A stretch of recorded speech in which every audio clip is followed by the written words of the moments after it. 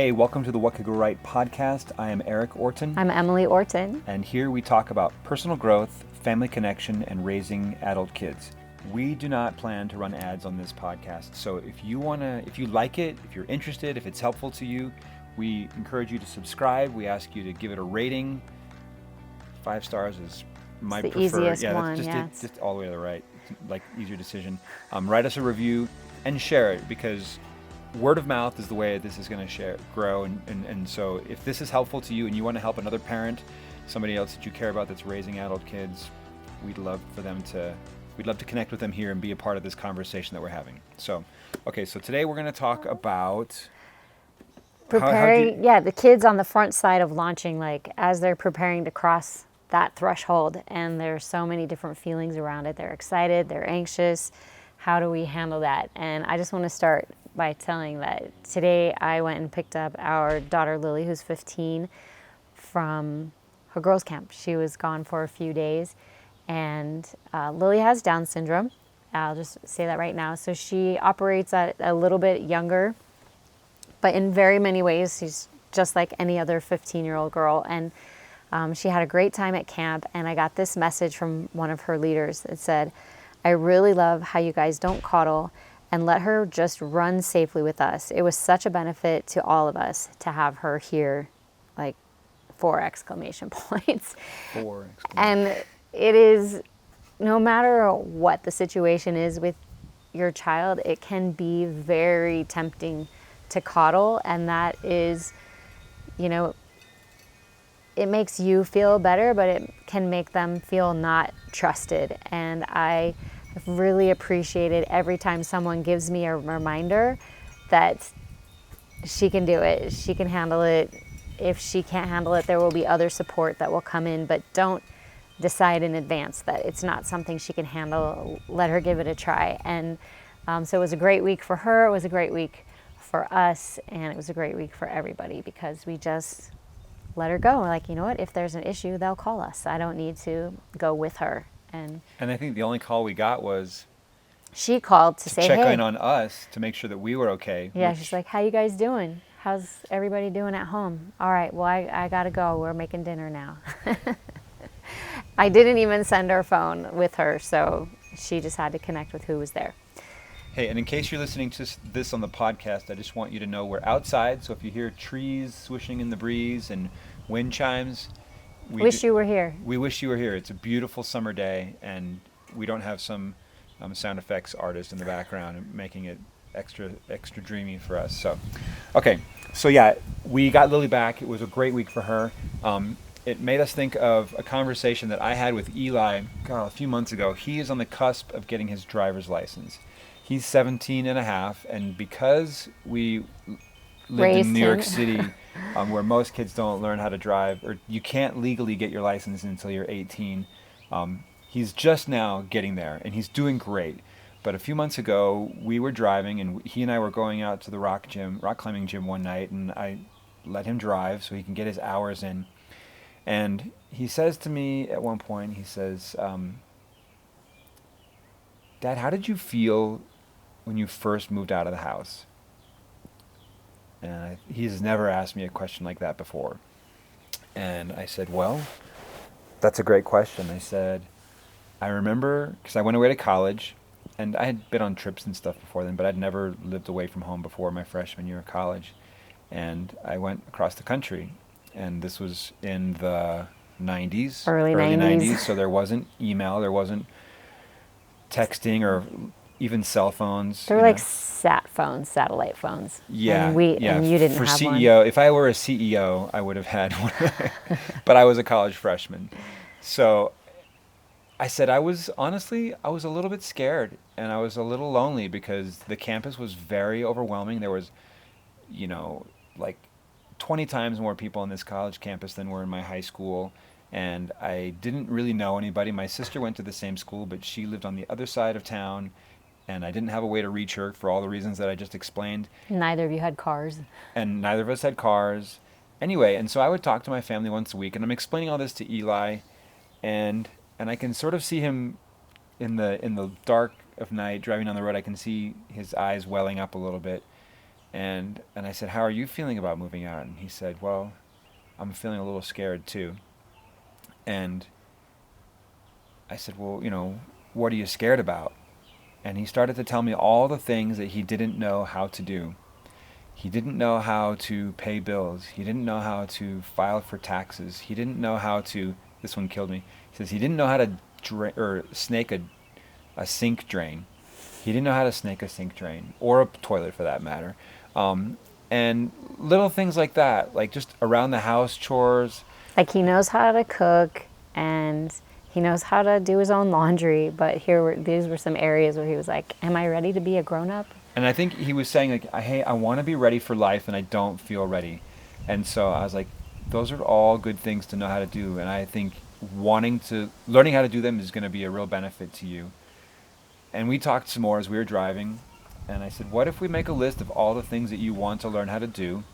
And then we'll just start chipping away at it. And I said, chances are you'll move out of the house before you know all the things. Because guess what? I'm still learning a lot every day, every week, every year. There's still more that I don't know how to do.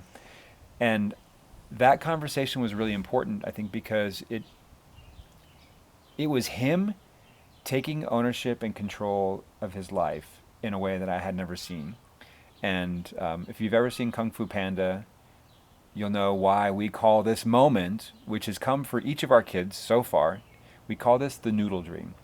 This is the noodle dream because in Kung Fu Panda, tell the story. The panda is being raised by this duck. bird, and they run this noodle shop together, and then the man who's his adopted father, who runs the noodle shop, had a dream that one day he would run a noodle shop, and the panda just works there for a while until he's hoping that one day this panda will also have a dream of running a noodle shop, and he'll want to carry on the tradition. And that isn't really what his dream is, but when the kids come up with this thing where they like realize, oh, I want to drive the bus in my own life, and I want to make these decisions, and I want to learn these skills so that I can take care of myself and then help others, that would fall under the category of the noodle dream. I've had the noodle dream. All right. Okay. So Eli had the noodle dream, as we say, and he wanted to take control of his life. And so I think we can really facilitate these kinds of conversations by, first of all, being open to them and not being scared by them. Because as parents, a lot of times we'll say things like, "You'll be fine." We can gloss it over, like "you'll be fine," or "Hey," or we can foist it on them. You don't know how to do this. You don't know how to change a tire. You don't know how to, make your bed. You don't know how to, and we can really, we can throw a lot at them, and we can instill fear in them, or we can shame them into feeling like you're not ready for life, and unfortunately that most of the time doesn't have the effect of helping them feel a desire or motivated to get ready for life. They're like, "Ooh, life's going to be too scary." We have done with our kids. Actually, let me back up. I have been wanting, in my position, in my relationship as the mother, to help prepare our kids for life. And so I have downloaded or purchased various other people's lists of what a human should know to be ready for adulthood. And I found that those actually weren't useful at all. And what was the most useful was saying to my kids, what are you excited about being an adult? What are you scared about being an adult? And I have initiated those conversations, with the first 3 kids. And then they'll say, I'm excited about this and that. And, oh yeah, that's going to be so great. It'll be awesome. So awesome things about being an adult. And then, but I don't know how to do this. I'm worried here. I feel like this is a weak area. Great. You know what? Most of the time I can be like, oh, well, you have a smartphone, so you won't need to worry about that. Or like, let's figure it out. Or there's YouTube, or whatever the answers might be. It will be specific to their questions, and it opens that conversation, and they can continue it, or I can continue it over time. In this case, it was really beautiful that in that quiet, just like driving down the road together moment, Eli brought it up, and you were able to go through some of his questions, and he made a list of these are the things I want to learn how to do, and he's super motivated to figure them out. because those are the areas that he's most concerned about. We can always chime in with you may want to consider, or you may not. You may not want to consider that. Well, I'll throw out there one more conversation idea. Did you get a chance to say what you're going to say? Yeah, thanks. Okay, so today we're here with our daughter Allison, who is getting married in a month, and we're sitting. Emily was off going to get Lily, who'd come home from camp, and I'm talking to our daughter Allison, and I just said to her in the course of shooting the breeze, I said, "Hey, so what are you wondering about right now?" And I didn't have anything in particular in mind, and she was actually just getting ready to go on a hike with some friends, and she said, "You like, I have like 10 minutes, and you're asking me what am I wondering about?" So I said, "We can pick this up later, but and that her answers are not material. What I think is important is I used to ask, "What are you worrying about?" And I think that that's still a reasonable question, but I realize that by saying, because or what are you excited if about? you hang out with Emily and I long enough, you're going to hear the phrase "turning worry into wonder." And so the last thing I want to do is to put more worry or fear into my kids' lives. But I'm happy to ask them, "What are you wondering about?" And so former me probably would have said, "What are you worried about?" Because I'm like, oh, she's probably got some stress. She's got some things that she's scared of because she's about to go into this new chapter of her life. Turns out she's really excited and happy, and she's actually not really worried about anything. But asking her, "What are you wondering about?" She raised a couple of topics that are going to be fun to keep discussing. And so I think if we can be attentive to how we say things to our kids and how we say things to ourselves for that matter, and I've started to say to myself, what am I wondering about rather than what am I worrying about, I end up covering the same topics usually, but in a much more positive way. And that goes for me talking to myself and also with our kids. So those are just a few, those are a few conversations that we've had recently with our kids that have helped as they bridge, and they're each in different stages, but bridging this gap from being teenagers at home with us to out living in the world on their own. So I would say my takeaways are being careful not to coddle. Don't and coddle. Trusting our kids, and then opening these conversations with them and saying, like, what are you looking forward to? And maybe instead of my question, what are you scared about? What are you wondering about? That actually puts them in a position of strength and dignity where you aren't like, I'm sure you're scared, and they have to admit they're scared. You can just like, what do you have questions about? What do you want to know more about? So that's better. And then just staying open, keeping it relaxed, keeping it positive, and maybe treating yourself to that same gracious, spacious way of, considering what's on your mind and what's next for you. So thanks for joining us. Yeah. Hopefully, as you ask these questions, you will get lots of positive answers to what could go right if you try this out. And we'd love, again, for you to subscribe, rate, review, share this with your friends, share what you're learning. Try this at home and let us know how it goes. I'll add one more thing. We love that you're listening to us. We'd also love to listen to you. If you have not signed up for your free strategy session yet, you got to do it. Go to theawesomefactory.nyc/strategy session.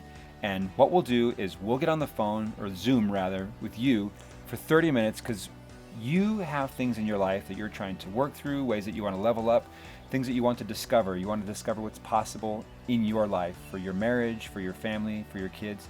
And so we want to help you on that path, on that journey. So there's a few things that we'd love to share with you.